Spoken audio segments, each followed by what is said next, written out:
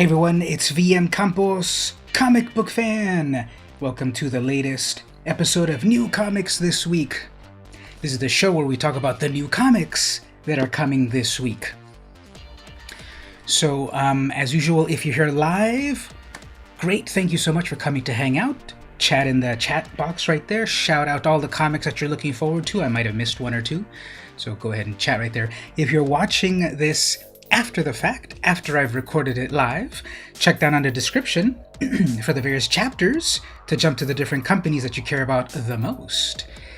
And don't forget to come back live next Saturday at 1 p.m. Pacific time if you want to come and be in the show live. So how's everyone doing today so far? Having a good Saturday so far? I know other parts of the world it might be a different day of the week, Sunday I guess. But here in sunny Southern California, my home base, the VM Campos home base, it's nice and sunny. I'm looking outside. There's kind of some nice clouds out there. It's been extremely hot the last few days. But at the moment, it's not so bad. Okay, let's talk about some comics. Let's switch over to Previews World.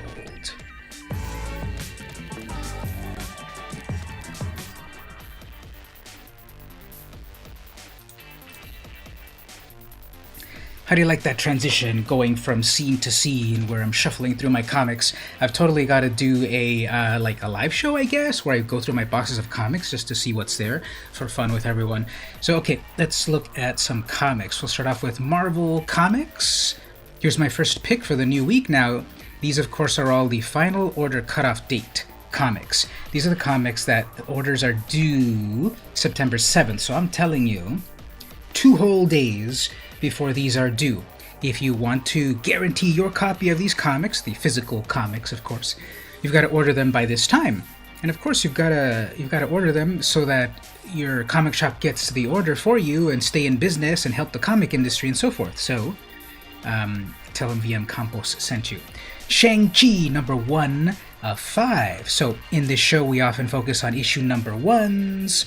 We focus on cool variants or other things that strike my fancy. Comic book collecting and speculating aspect of things as well. Anyway, so here's an issue number 1 to get started on a brand new plot. Shang-Chi number 1 of 5. I'm going right here with the... oh, this is funny. It says this is the Jacinto variant, but down here it seems to say it's the Jim Chung cover. So who is right? Anyway, whoever made this cover, I'm picking this one because if we go to close up, this is a cool dynamic cover. You have Shang-Chi himself right there, and just his pose, the dynamicy of it, the dragon, his expression, the power, emanating power in the between the fingers and everything. I like that cover a lot. I don't know too much about the character. It's a character that's been around since like the 70s, right? And we'll go over here to one of the regular covers for a synopsis. Shang-Chi, Master of Kung Fu. The Master returns. An ancient and evil secret society has stayed in hiding since the death of their leader, Zhengzhou. But now his successor has been chosen to shift the balance of power in the world. Shang-Zhu's son, Shang-Chi. Witness the Marvel Universe's greatest fighter return to a world of death and destruction he thought he left behind long ago, and discover the secrets to Shang-Chi's past that will change the world. So people working on this are Jinglong Yang, American-born Chinese. He worked on that. Dyke Ron worked on Spider-Verse and Black Cat, and Philip Tan worked on Uncanny X-Men. So lots of different covers to look at. And I'm picking this one that I mentioned here, the Jacinto cover. I like that one. Can't go wrong with any of them. They all look pretty cool, but this is the one I'm picking right here. Any of you into martial arts or, karate comic books and that sort of thing? So that's my pick right there. Next up, Giant Size X-Men Tribute. Number 1, the Tradmore variant. So, celebrating the classic's 45th anniversary. 45 years ago, a comic book came out that would change the face of Marvel Comics forever. Writer Len Wein and artist Dave Cockrum revamped the X-Men completely, replacing the bulk of the teen heroes with a completely new international cast. So if you didn't know, nowadays, X-Men is like one of the most popular superhero teams of all now. But in the 70s, they were not that popular. The first X-Men book was from, I believe, 1963. And for several years, it was kind of like middling around. The original X-Men wasn't really doing that well. The original X-Men, right? Cyclops, Iceman, Angel, the Beast, and Marvel Girl.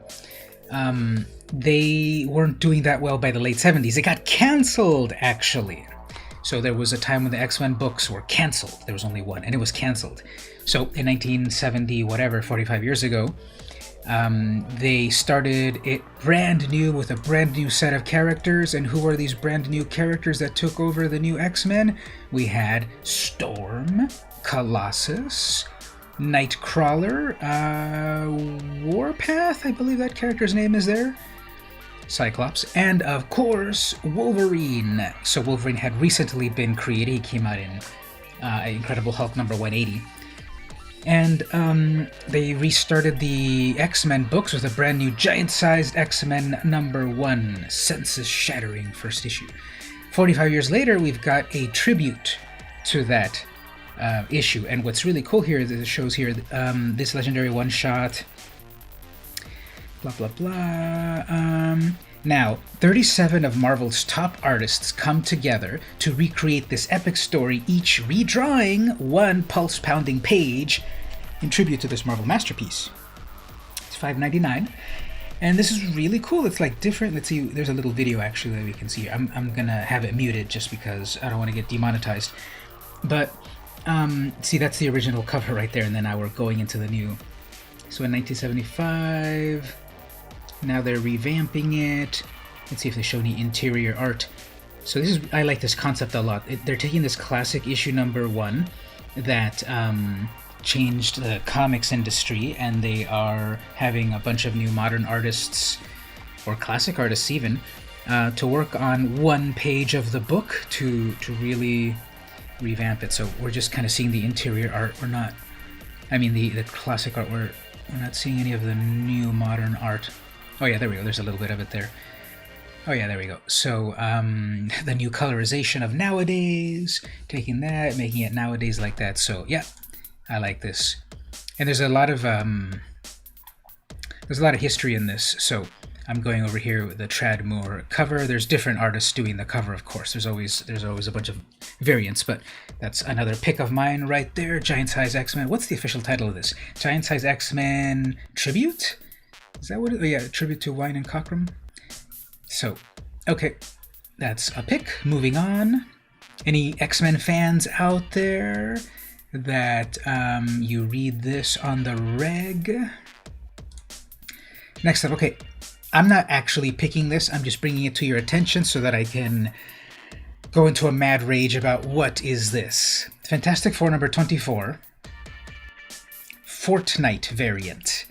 So, Marvel is teaming up with Fortnite to have a bunch of their characters on the covers of Marvel Comics.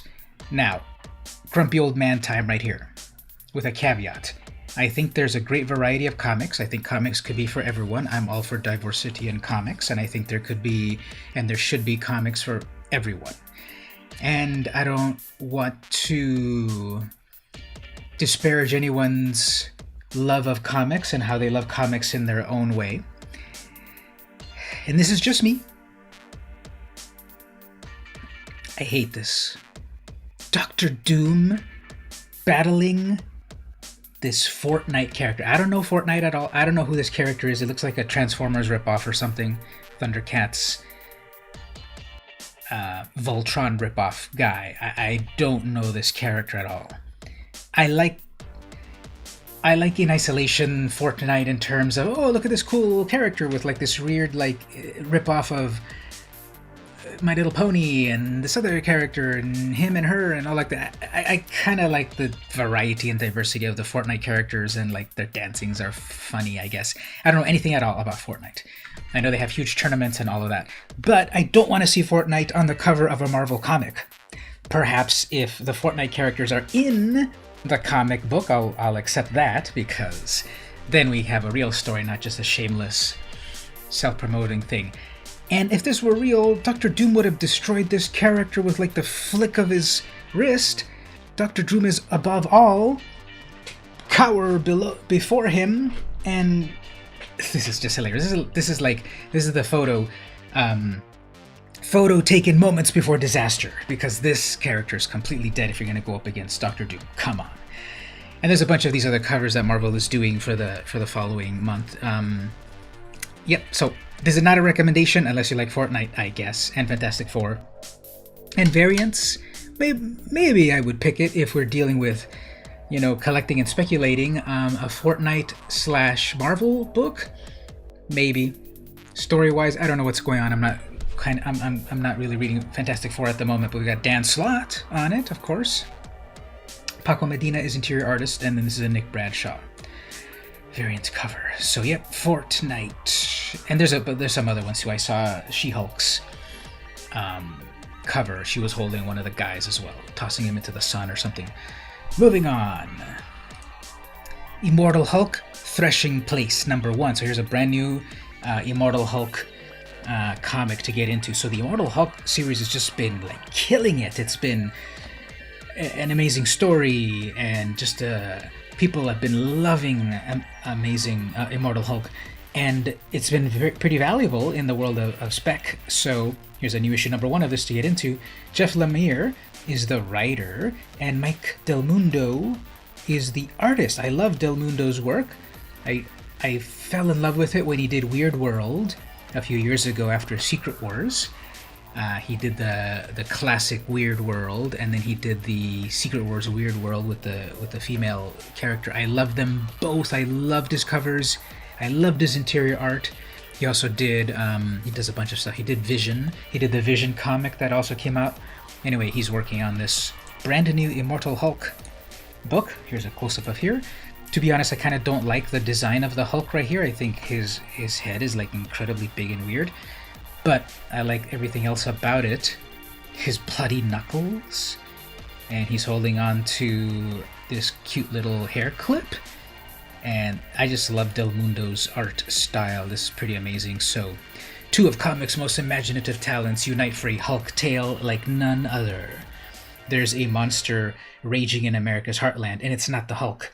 When a young girl goes missing on a Kansas farm, Bruce Banner gets the itch. The one that tells him Gamma is on the loose. But this town doesn't take kindly to strangers, especially the big, green, violent kind. Can the Hulk save a child before it's too late, or is he about to take the blame for another massacre? Well, judging by this cover, he's too late, right? He's got like a bloody hand with like the girl's or the child's hair clip, so obviously he beat that child to death. Is that what we're trying to get across with this cover? Or did he beat the bad guy that was going to hurt the kids? And I don't know what's going on. But yeah, Immortal Hulk has been very, very, very popular. Have any of you out there in Chatland been reading it? It's been this great like horror book, reimagining the Incredible Hulk and such. And the Alex Ross covers have been tremendous. This Del Mundo cover, I really like it, except for like the big old eyebrow ridge. Besides that, I like the colors and everything. What about you there? Yeah, there's the Hulk. I like everything about it except the eyebrows, the eye ridge, brow ridge, whatever. So that's issue #1. Not sure if it's an ongoing series or a limited series or what, but that's #1. Next up, Amazing Spider-Man #49, aka Amazing Spider-Man #850. So if you haven't been paying attention to Spider-Man, it has been publishing for 850 issues, all the way back since 1963. Now it has been started and stopped and restarted and renumbered and all of that, and I believe it went up to issue like 443 in the late 90s, like 1998 or so, until Marvel went bankrupt. literally in the late 90s. It was not a good time in the comic industry. There were the bankruptcies and everything like that. Hey, DFP. Haven't read comics in years. You missed them, but haven't had the time for them in the store to buy them. Yeah, it's where's my chat? Why didn't that pop up? Here we go. Yeah, comics. There's such a huge variety of comics to enjoy, and what the cool thing about it is, like, whenever you stop or start, they're always there. There's always like a new issue #1 to check out. There's the classic comics of the old days. There's new comics coming out all the time. There's something like Spider-Man that has been around 850 issues. No, you don't need to have read the previous 849 issues, but it does stop and start at various points for the new fans, classic fans, and so forth.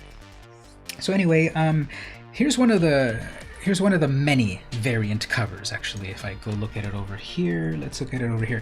There's like 2,000,007 of these variants. Here we go. Because it's a big anniversary issue. It's Spider-Man number 850, aka number 49, after they renumbered it back into #1. So, okay, it's number 49 of the current series, but it's 850 from the classic series. And here we have the Ryan Ottley cover. There's a bunch of these covers. I also kind of like this one, the black costume symbiote Spider-Man sort of one. Cool, I like that. Who's that? So I like this, very artistic, impressionistic. So that's one that I like. We've also got blank sketch cover. Personally, I hate those. I want real art on my covers. It's just a lot of them. Here's a cool one with Venom. Here's a Mark Brooks cover. That looks cool. Venom. Kind of, I think he looks a little bit too like not shiny enough. Yep, I think Venom looks better than Spider-Man. Definitely say you missed the Spider-Man. Showed you collection a few years back on Twitter. It says, oh, it's Dakota. I thought it was because I saw a D on the name there. So thanks for visiting. Yeah, it probably showed me that a little while ago. I gotta check them out again. Here's the J. Scott Campbell variant cover.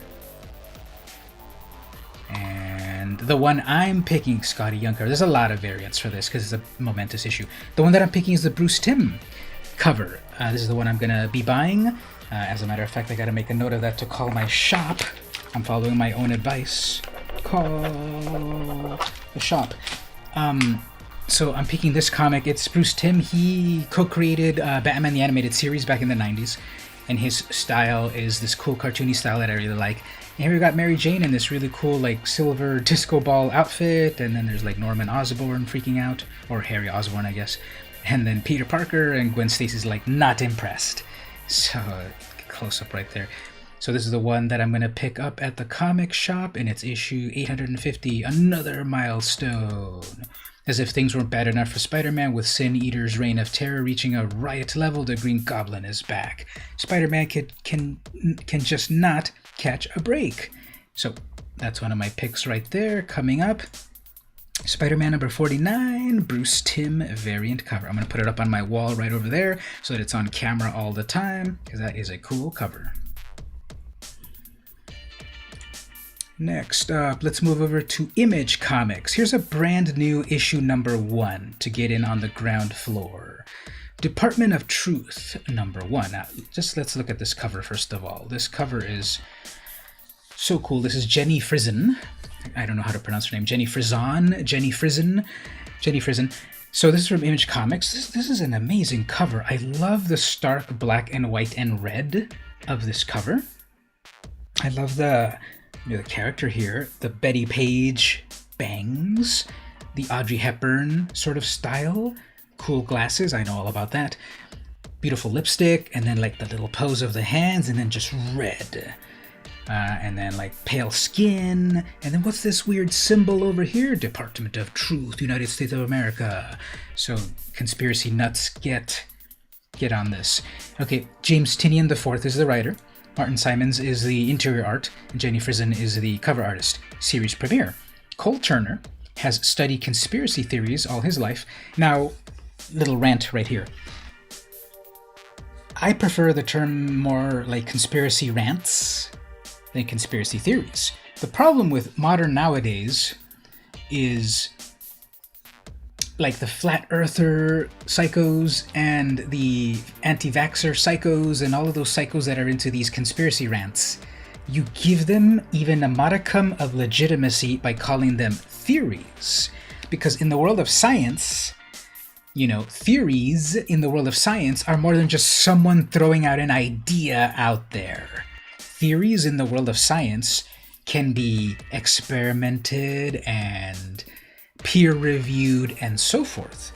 So to even give conspiracy theories a little bit of that legitimacy, I'm against. So it should be conspiracy rants. Or another term, we'll figure out here in the chat. What should we call these things? I don't want to call them conspiracy theories. I avoid it, just because I don't want to give them legitimacy. But it's such in the public consciousness, I don't think we're going to be able to change it, but that's just me. So, has studied conspiracy rants all his life, but he isn't prepared for what happens when he discovers that all of them are true, from the JFK assassination to flat Earth.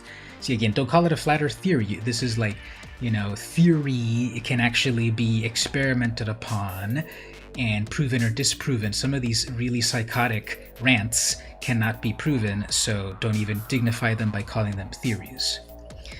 And reptilian shapeshifters. One organization has been covering them up for generations. What is the deep, dark secret behind the Department of Truth? Best-selling writer James Tynion IV, Batman, Something's Killing the Children, debuts his first Image ongoing series alongside breakout artist Martin Simmons. Dying is Easy. So that's cool. Tynion worked on Batman books, and he came over here to Image to do his own, this is my idea for a comic book. I think that's one of the really cool things about Image, that they can just try things. You don't really see a lot of experimentation at Marvel and DC, and I love all the comic publishers and I love all kinds of comics, but I think Image has just been the best publisher in the last 20 years.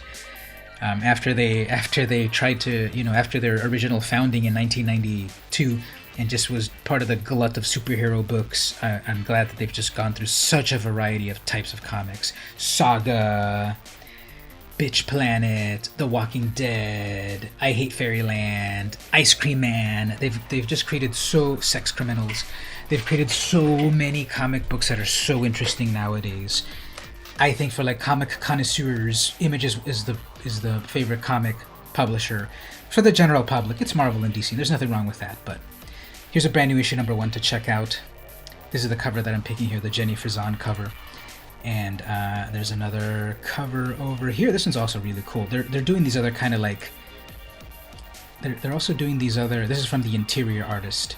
They're doing these other covers that are also pretty amazing. They look like these Robert Rauschenberg assemblage type of covers of some sort of psychopath in their basement doing weird stuff. That's issue number 1, regular cover. Then we've also got issue number 2. There's the devil himself, Ronald Reagan. If you never knew about it, Ronald Wilson Reagan, if you count the numbers in his name, 666. That is one conspiracy rant I do believe. Reagan was the devil. This is an amazing cover right there. And then eventually we'll get issue number 3 with just more of that Illuminati, guns. Ooh, actually that's Lee Harvey Oswald down there. So this seems like a really interesting series. And the interior art actually is that sort of weird, scratchy, after the cover here, it's this weird, scratchy, really impressionistic type of art. I like that. So very different type of comic book out there, and this is from Image Comics that I recommend. Another Image book. This is another number 1 ink blot. Number 1. It's the second printing, so I picked this for 2 reasons. 1, because it's a number 1. So get started reading the story from issue number 1, so it's being published again. And then the other reason is the story, which we'll talk about in a moment. But the other reason also is it's if you're more into the collecting side of things, this is the second printing. And second printings and third printings and so forth are actually now starting to become valuable again. If it's an issue number 1, if it's a second printing, if it's a low print run book, it could have some value. More than the cover price of $3.99. And especially if it's a new issue and new characters and all that good stuff. Series premiere, third-generation comic artist Emma Kubert partners with up-and-coming creator Rusty Glad to deliver a high-fantasy epic. This new ongoing series follows a powerful sorceress attempting to correct her greatest mistake, the creation of a magical cat that can travel through time, space, and reality. So, I love cats. I have a cat. Mine's asleep right over there. But just imagine having a time-traveling cat and how it will destroy the world. The cat threatens to unravel the fabric of the universe, doesn't care, and just won't listen. That's exactly cats. So here's the cover. Looks really fun. And so it's Andy and Emma Kubert, famous lineage of artists, the Kubert family. Cover looks really cool. I like how the cat, it's a really dynamic, it's really it's the running sort of pose. So I'm picking this one at Image Comics. It's a second print. Issue number 1 by Emma Kubert, Rusty Glad writers. Art by Emma and Rusty, and cover art by Andy. So, check that out. Another Image comic over here, Ice Cream Man number 20, third printing. So here's another one that I'm picking for the collectability of it. Plus the Ice Cream Man's pretty interesting. It's this weird sort of horror series. And this looks really cool, a really fun Dr. Seuss style of things. Oh, that's really cute. But then if you scroll down, he's holding an axe. And the axe seems to be bloody. And we have down here the Lorax, gushing blood. So I'm wondering how they got the copyright for this, or I guess if it's legally distinct enough to not get them into trouble. This is another reason to pick up this book, because obviously once the estate of Dr. Seuss gets word of this, after they watch this video and say, hey, we're going to sue them, this is going to be recalled. So you got to call your comic shop and get your copy, order your copy of Ice Cream Man number 20, third printing. So this is titled For Kids. 1 fish, 2 fish, red fish, blue fish. Again, kind of really ripping off the original. 3 fish, 4 fish. Have some more fish. 5, 6, 9 fish. Everyone you love will die and life is pointless, so why even get out of bed, you little worm, you sick little insect with your sad flailing arms and creepy crawly legs, etc. So yeah, this is a completely weird series. The Ice Cream Man over at Image Comics. It's just this weird horror series.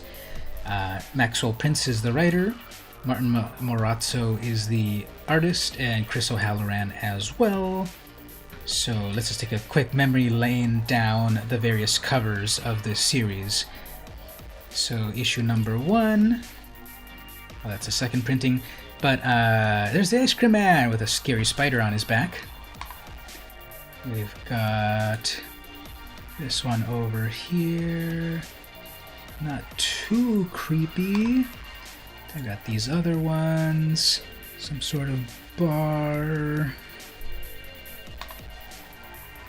Some of them are way creepier than others. I like that. But anyway, yeah, that's Ice Cream Man. Any of you checking out Ice Cream Man? This one definitely. Hilarious. And then a few of these have this interior art and so forth. What does this have to do with ice cream? It's just this really weird series. And cut out the eyeball and fed it to the dog. Yeah, the series is so weird. And so, let me out. Yeah, so number 23rd printing, check it out from Image Comics. And lastly, at Image, I've got Mirka Andolfo's Mercy, number 6 of 6. Now, definitely this is one you needed to have been reading the previous ones. You're going to be completely lost on this. So this is for the people that have been reading the series. I've been reading the series. I love the art. Mirka Andolfo and crew make amazing art. I love her style a lot. This is not the regular artist. But the story, unfortunately, I think has been extremely slow.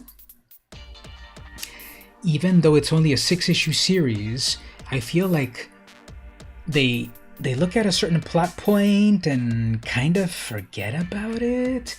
It kind of ties into a larger plot point. And then we get these new hunter characters. And they look really tough, but then they get defeated kind of easily.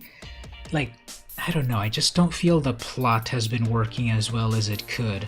I liked her Unnatural book a lot. I liked Unsacred a lot. Mercy, plot-wise, I think it's a C. Art is an A+++++. And here's the final issue, so hopefully here it wraps up things enough in a satisfactory manner. So I won't read that description. You can read it yourself there, because if you haven't read anything else here, you're gonna be spoiled. But this is the Jen Bartel cover. I like that. Very cool cover, almost monochromatic, very cool, weird colors. You can see the other cover over here. This is the regular Andolfo cover. So yeah, like I'm saying, this is just like this weird, interesting horror series. This is the regular artist, pretty grotesque. So this is the main character here, and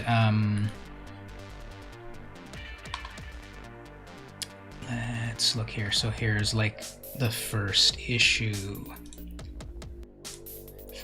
cover. Very interesting. Just by the covers, it really stands out. Like, what's this book about?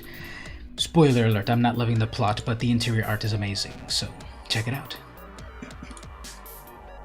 Moving over to Boom Studios, we have Wind #1 of 5, third printing. So here's another book where I'm picking one of these low print run printings. These are getting valuable and such. So if we look at the plot of what this is all about, for the fans of Once and Future, Isola and Middle West, the award-winning team of James Tynion IV and Michael De Linus reunite for the new must-read series that shocked the comic industry. Magical heritage is punishable by death in Pipetown, so a young boy named Wind must keep his true identity and pointy ears a secret from everyone, even if it means he'll never have the normal life he wants. But when his secret is threatened, Wind will be forced to leave his home behind to embark on a dangerous quest that will put him at the heart of a royal conspiracy beyond his imagination. Now on the run with Oakley, his best friend, and Thorn, the boy of his dreams, and Yorick, a literal prince, Wind will have to embrace the magic within himself if he wants to save them from the shocking dangers that await. Every issue of Wind is oversized, featuring more than 40 pages. So that's really cool. $4.99 for 40 pages when a normal comic is what, like 23, 26 pages or whatever. Story sounds cool. Is over at Boom. And the series has been out for a little while now. As we see here, there's already issue #1. The last one that was published was issue #3 already. But I'm putting out there on your radar #1, third printing, for the collectability of it all. So that's my pick over at Boom Studios. Here's another third printing of an issue #1. This one sounds fascinating, even just by the cover, the name. We only find them when they're dead. I've talked about this book already on previous episodes, but just check out the cover right here. This beautiful, like, luminous colors, this like space epic sort of thing. Basically, it takes place in the future where there's these salvage ships, and what they're salvaging are from the corpses of space gods at the edge of known space.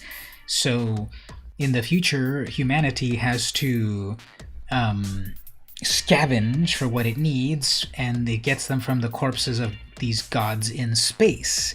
If that doesn't sound amazing, I don't know what else does.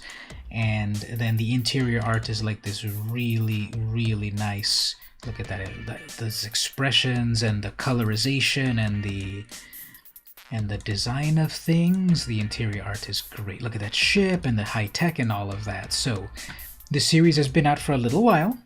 If we look over here, oh, actually, wait a minute. According to this, it hasn't. I've just been talking about it for a while, but I guess finally issue #1 did come out last week, or this last Wednesday. So it's already got a second printing. Here's the regular cover, and it's like kind of a cool idea as well, the text and everything. So yeah, I'm pointing out issue number 1, third printing. Check that out from Boom Studios. It's a weird like space epic sort of story, so check it out. Moving over to Dark Horse. Alien original screenplay. Okay, so Dark Horse last year or so published David Finch's original William Gibson's original Alien 3 script. So Alien 3, who David Finch directed in the 90s. So they made Alien, Ridley Scott, and it was amazing. People loved it in 79, right? And then Aliens, directed by James Cameron in 86, I believe. They were trying to make a part 3 for a long time. And they just couldn't make it. So then eventually, I guess in 92 or 93, they made Alien 3. David Fincher directed that. David Finch or David Fincher? David Fincher. David Finch? Anyway, he directed Fight Club, right? Well, in between the movie actually debuting, there were several scripts. One of them by William Gibson, basically the inventor of the cyberpunk genre in the 70s and 80s. So Dark Horse published that last year. It was like the original plot in a comic. Now they're publishing, or they have published, the original Dan O'Bannon screenplay, so the original version of the original Alien, which is different than what the movie ended up being. So that was a comic book series, and I hear it is collected as a hardcover trade paperback. It's $19.99, but it's got the full 5-issue series. In 1976, 20th Century Fox bought a screenplay by Dan O'Bannon entitled Star Beast. 3 years later, Alien was unleashed on unsuspecting filmgoers. Writer Cristiano Seixas and artist Guillermo Balbi have attempted to stay true to the characters, settings, and creatures described in O'Bannon's original screenplay. A new experience, but still terrifying, collects all 5 series. An all-new Alien with an all-new Alien. That's a little too clever. So here's the original Alien design as close to as possible based on the original screenplay. So I'm giving this this is one of the books I'm picking for the week. It's a trade paper that collects everything, and I really want to read this. I want to see. This is like an alternate history of things, because everyone knows the original Alien comic, the original Alien movie, I think, and here is like an alternate version of things. What about you there in the chat? Do you like the Alien movies? Which is your favorite? Alien, Aliens, Alien 3, Alien Resurrection, Alien vs. Predator, Prometheus, etc. There's a lot of Alien movies nowadays, but back in the day, there were very, very few. Like by the end of the 90s, there were only 4 Alien movies, and I remember they were selling the DVDs, the Alien Quadrilogy, whatever it's called. Remember that, when they sold the Blu-rays or DVDs when there were only 4 Alien movies? And then they made Alien vs. Predator, Alien vs. Predator Requiem, and then they made Prometheus and Covenant, and like so many Alien movies nowadays, I can't even keep track of them. But here is a comic book that has the original 1976 screenplay of the original movie. So that's over at Dark Horse Comics. Another Dark Horse book, Stranger Things, Science Camp number 1 of 4. So here's a limited series 1 of 4. Dark Horse is publishing. You only got to watch about 3/4 of the originals. Haven't watched any of the others. Which of those original 4? Because I never watched. I was born in 78, so Alien came out in 79. So I never watched it the first time. Of course, I was a baby. If I watched, I don't know. My parents took me to the movies, and I was 1 year old. I don't think they should have took me there. I remember watching Aliens, but not in theaters, on VHS. I watched Alien 3 also on home video, but I did watch Alien Resurrection in the theaters with me and my friends and making fun of it and laughing. It was enjoyable. As for the other ones, I never watched AVP. I kind of want to. I never watched Prometheus and all of that. The thing that I know about those movies, I know them because of Dead Meat, the Dead Meat YouTube channel. Shout out to James A. Janice over at Dead Meat. He reviews movies, and so I kind of feel like I know what happens in those Prometheus movies from his reviews.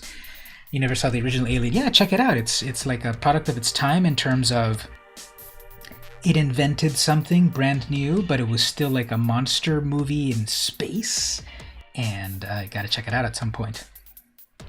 Anyway, Stranger Things. Any of you out there in the chat like Stranger Things? If you can't get enough Stranger Things, Dark Horse has been publishing Stranger Things original stories, and here's a new one, Science Camp. So I love this cover. This is one of the variant covers. This is like perfect example of the character. Now, full disclosure, I watched the original Stranger Things Season 1. I loved it. Season 2, not as much. Season 3, I watched like 2 episodes and I stopped. I don't know if I'm really turning into a curmudgeonly old man. Rick and Morty, same thing. Season 1 blew me away. I loved Rick and Morty Season 1. Season 2, I liked it. Season 3, less. I have Season 4 on my DVR. I haven't even started it. I don't know. I'm like, have I become everything that I hated? Anyway, Stranger Things. So I love this cover. It's like this realistic painted cover, like a classic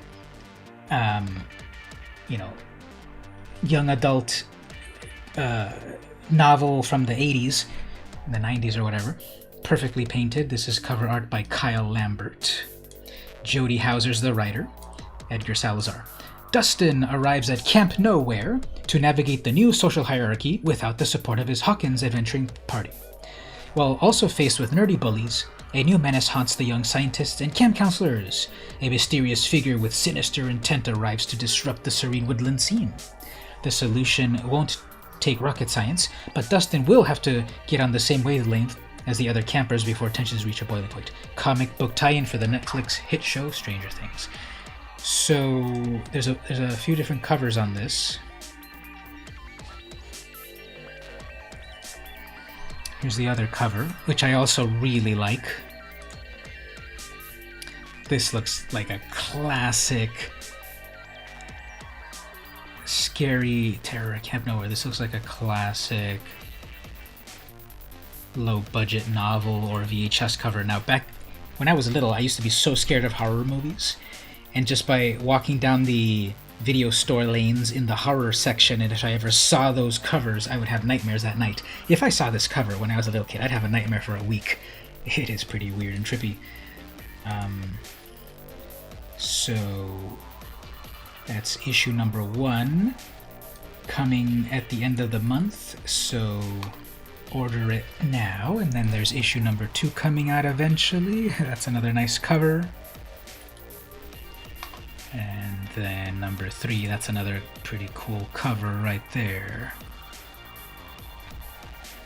So any of you out there into Stranger Things?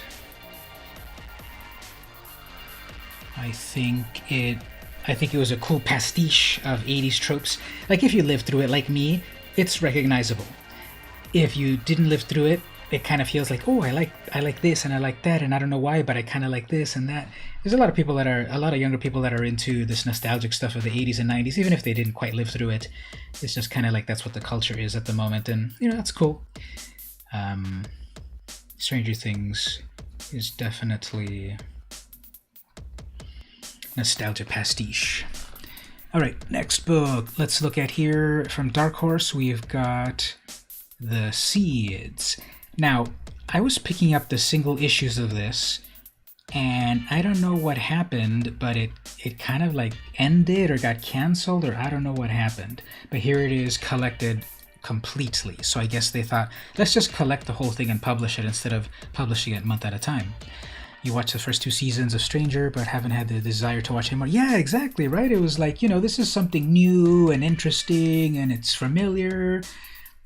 Dakota, I don't quite recall your generation, age range and such, but I lived through it, the 80s. I was little. I identify more with the 90s. But I don't know if that was like familiar to you, if you grew up with it too, or just kind of like have it as a sort of like, here's the cultural zeitgeist, and it's cool, but then been there, done that. I don't know why I just didn't.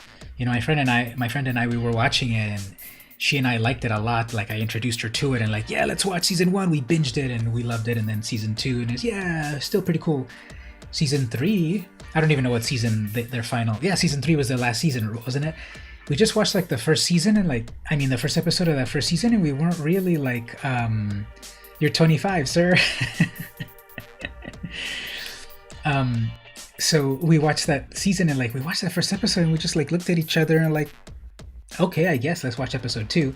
We watched episode 2, and then after that we were like, I don't know, should we keep watching? Maybe we watched one more, and after that we're like, I don't know, I think we outgrew it or whatever. So back to this, The Seeds. The hotly anticipated eco-fiction tech thriller meets love story from the award-winning visionary team of Ann Nocenti, who worked on Daredevil and Ruby Falls, and David Aja, who worked on Hawkeye and Immortal Iron Fist. The bees are swarming. What do they know that we don't? In a broken-down world, a rebellious group of ruthless romantics have fled a tech-obsessed society to create their own, and a few cantankerous aliens have come to harvest the last seeds of humanity. When one of them falls in love with a human, idealistic journalist Astra stumbles into the story of a lifetime, only to realize that if she reports it, she'll destroy the last hope of a dying planet. How far will she go? So again, like I said, I read issue 1 and 2, and I think that was the only thing that was published, but this seems to be the full 5 issues or whatever, and it was basically taking place in the future when there's a lot of pollution, technology is all over the place, there's a few group of people that kind of leave civilization to be out off the grid, and then there's a reporter that discovers aliens, the classic gray aliens, and she wants to report on the story. But what the aliens are doing is taking samples of humanity to preserve the planet because they know that the planet is dying. So she reveals the aliens, they can't complete their harvesting, but this is a big news story, so what will she do? And the interior art is very cool. We don't really see it here, but actually we can see it over here. You can see, here we go. No, that's the trade paperback. Where did I see it? No, I don't want to see Gundam Seed. Yeah, I thought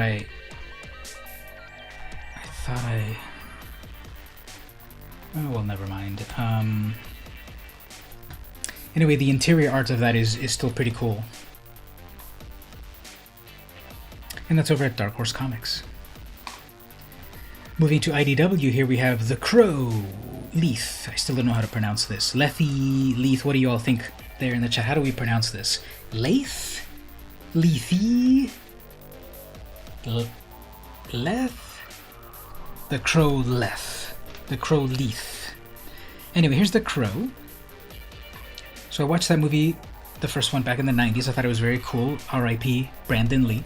Very tragic there. And The Crow was a comic book from the 80s by, I believe, James O'Barr.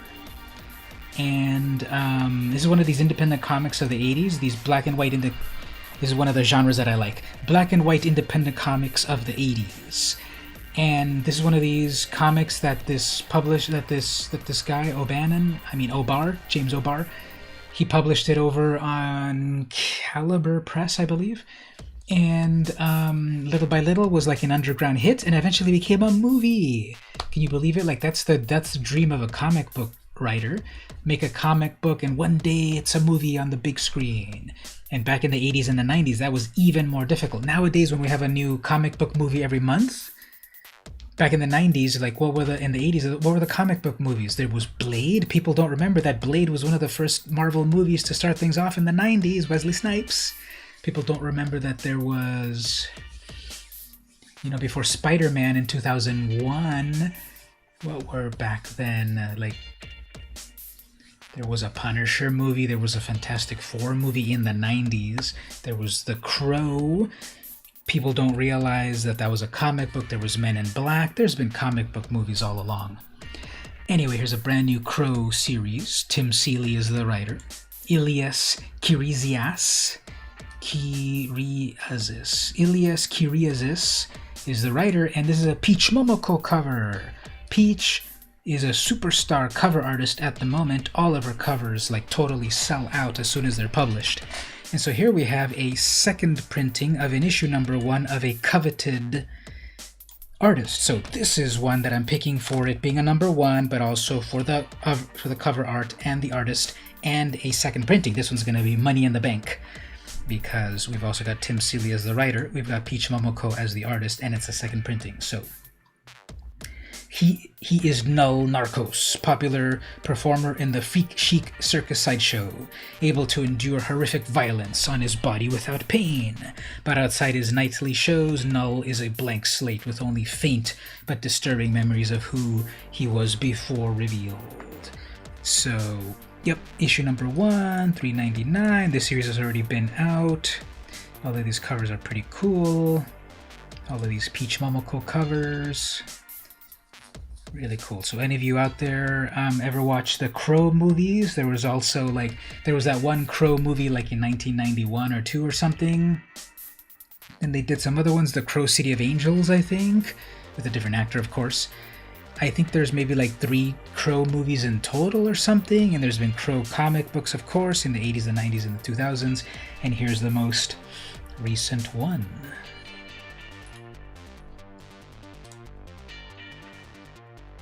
This is definitely a very cool, interesting aesthetic. Peach Momoko doing these covers. Interior art, if we see over here.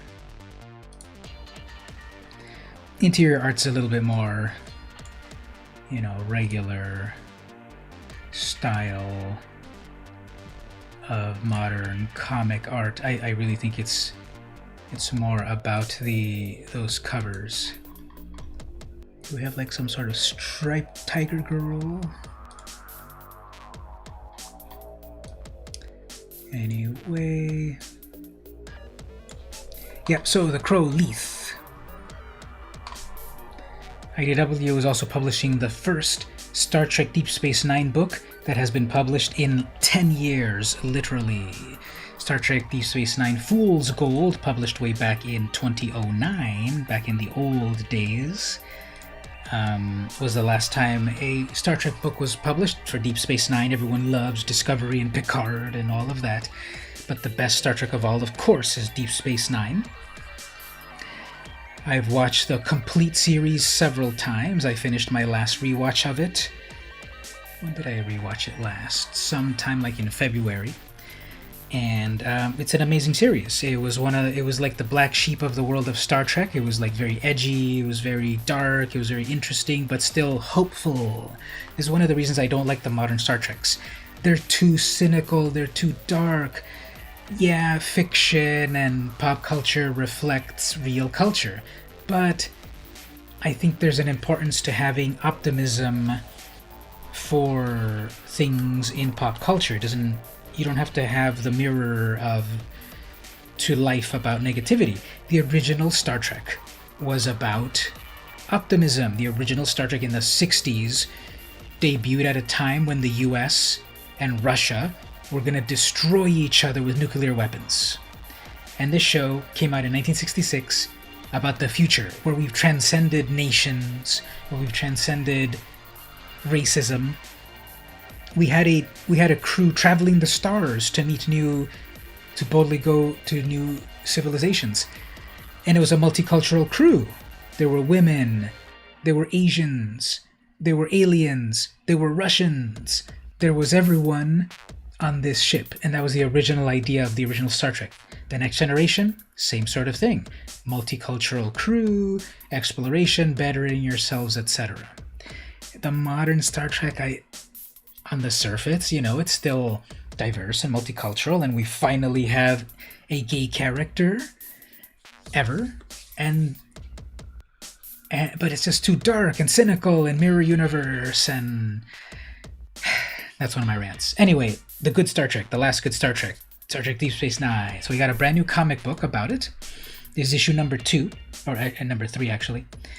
I want to get the photo cover. There's Quark, and I guess that's Nog. And this is like a return to classic friends. This is my favorite series of Star Trek, and to see Odo, to see Sisko, Dr. Bashir, Garrick, plain simple Garrick, to see all of these again in comic book format in a brand new story is pretty cool. I did my review of this book this past Wednesday in my comic podcast. Go check out that spoiler-free review. But, yeah, so that's issue number 1. Number 3 is coming soon. Number 2...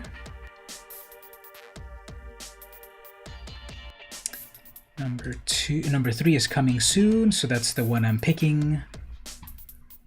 I'm going with the photo cover. I always love photo covers.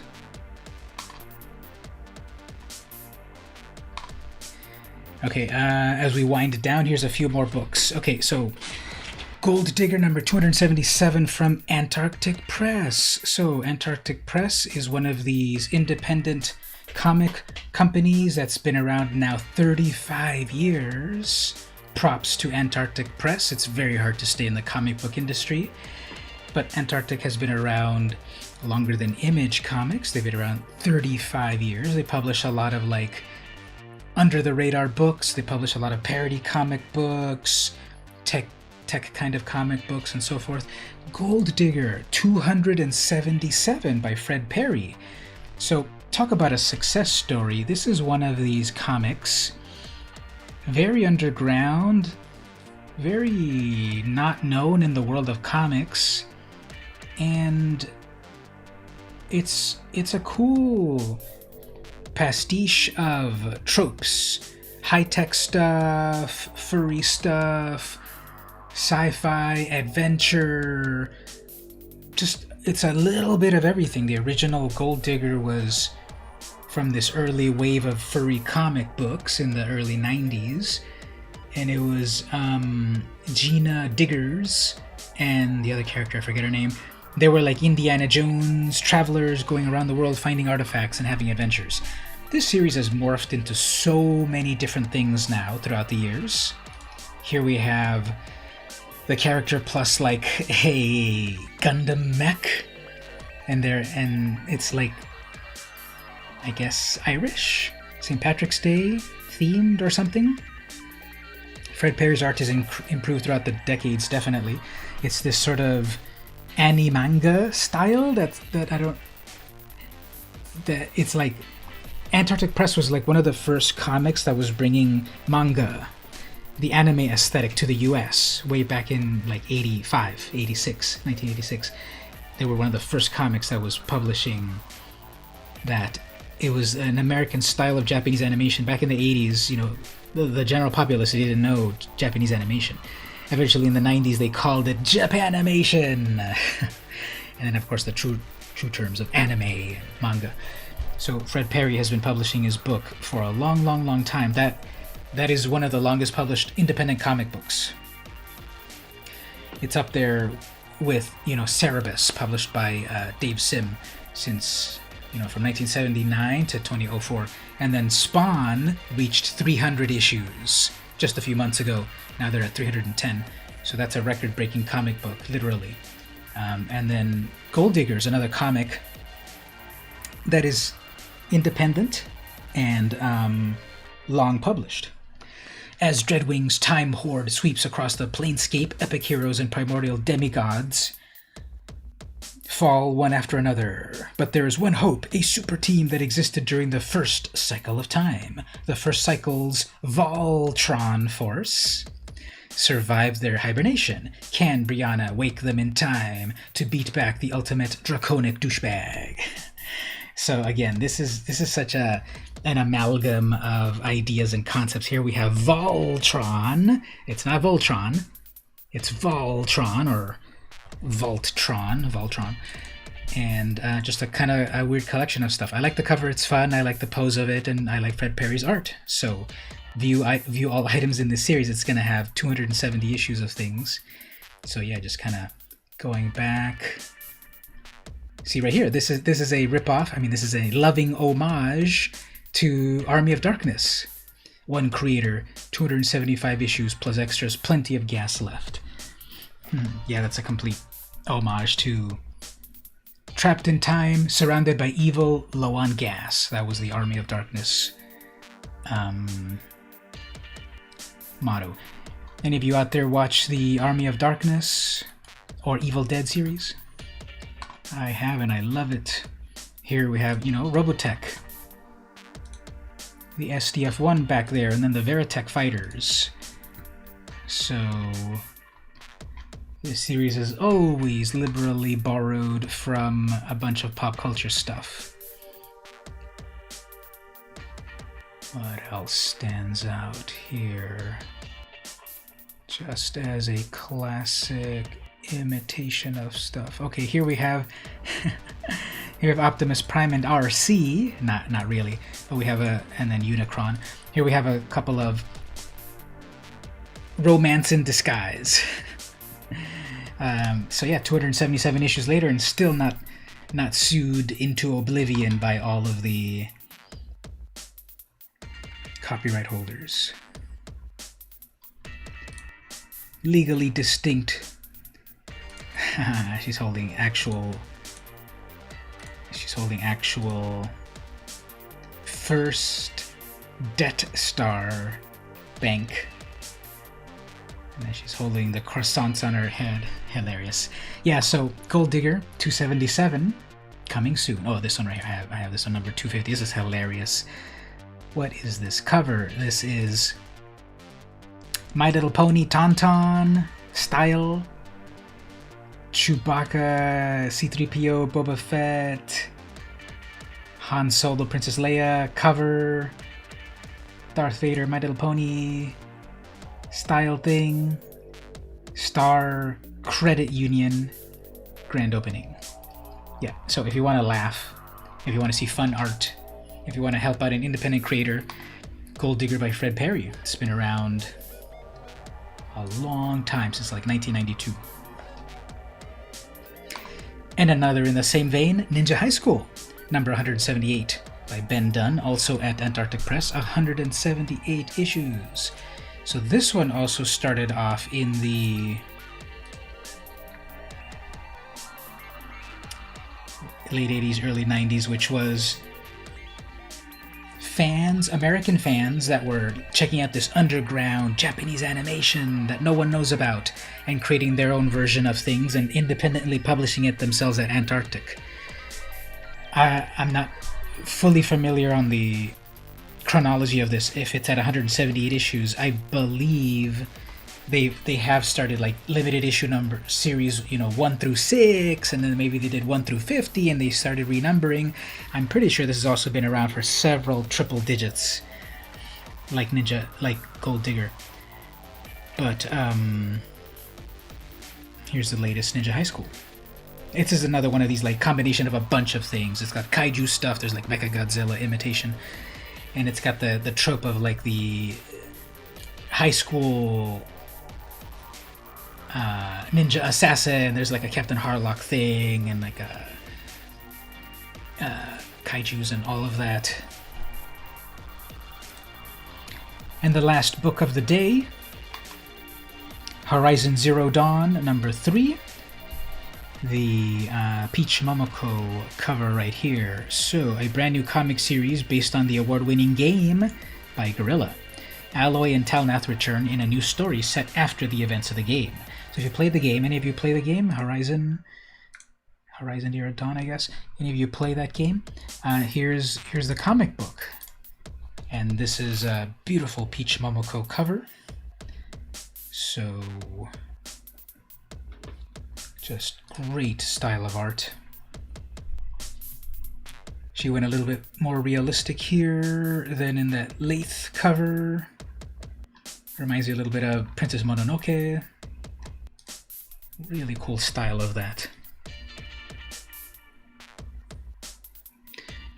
So I think that's where we'll wind down. Hopefully people like the comic books that we talked about here.